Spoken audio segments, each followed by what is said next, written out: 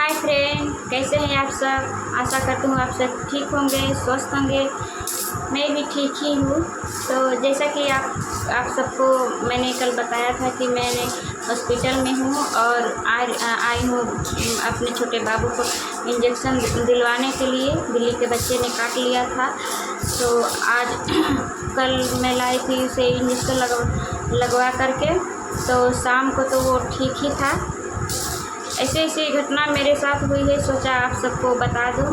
तो शाम तक तो वो ठीक ही था, शाम तक ठीक था। और रात होते होते उसे बहुत तेज़ बुखार आ गया था। दोनों हाथ में 2 इंजेक्शन लगा था और दोनों हाथ दर्द कर ही रहा था। रात होते होते उसे ज़ोर से बुखार भी आ गया था और शायद 12 या 12:30 होता होगा। और कुछ घंटे के बाद बुखार अभी तक तो उतरा ही नहीं था, लेकिन उसे के पेट में बहुत ज़ोर से दर्द भी होने लगा।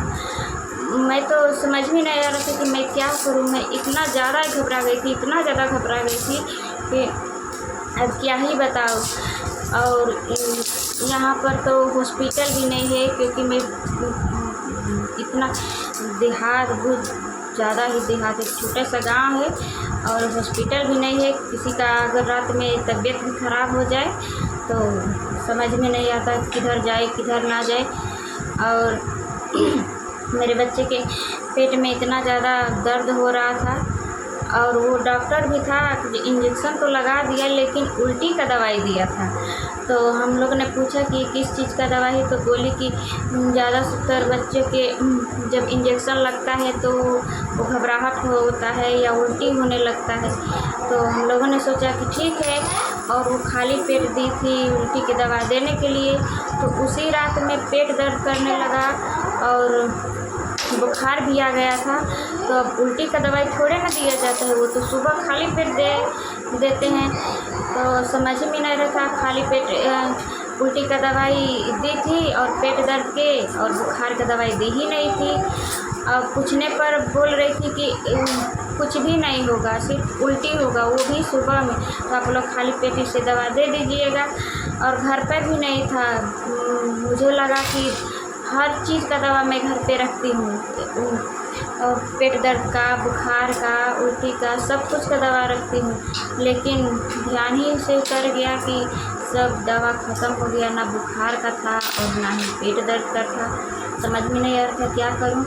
बुखार आया था तो पट्टी भी कर रही थी, फिर भी नहीं उतरा। और हींग होता है ना, वो हींग किसी से मैंने सुना था कि जब किसी के पेट में दर्द होता है तो उसे हींग दिया जाता है। तो मैंने हींग दिया गर्म पानी के साथ।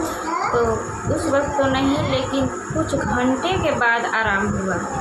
कुछ घंटे के बाद मेरा बच्चा इतना चिल्ला रहा था कि अब क्या ही बता। तो हमने कहा कि चलिए हॉस्पिटल लेकर चल रहे हैं डॉक्टर के पास। और फ़ोन करने के बाद किसी ऑटो मिल जाए या फिर कुछ भी मिल जाए, जीप बस कुछ भी मिल जाए, कोई फ़ोन ही नहीं उठा रहा था उसने रात को। अब मैं तो रोने लगी कि क्या ही करूँ। इतना तेज़ बुखार भी था, पेट में भी दर्द था, समझ में नहीं आ रहा था कि मैं क्या करूं। मैं तो रोने लगी कि अब क्या करूं, कहाँ लेकर जाऊं। 12-1 बजे रात, क्या करूं क्या ही ना करूं। तो कुछ घंटों के बाद आराम मिला, वो भी पेट दर्द का। बुखार अभी ठीक नहीं हुआ। उसी तरह मैं पूरी रात जा कर के मैं पट्टी करती रही, थोड़ा सा भी नहीं सोई। आँख भी मेरा देख सकते हैं सूजा हुआ लग रहा होगा। और 3 दिन के बाद फिर से बुलाई है कि फिर इंजेक्शन लगेगा, सेकेंड इंजेक्शन लगेगा। 3 दिन के बाद फिर लगेगा और उसके बाद फिर 3 दिन के बाद फिर थर्ड इंजेक्शन लगेगा। और समझ में नहीं आ रहा था कि जब 2 इंजेक्शन फर्स्ट वाली जब इतना तकलीफ़ है, तो और 2 लगेगा तो पता नहीं हार्ड होगा या कम पावर का होगा, पता ना क्या होगा।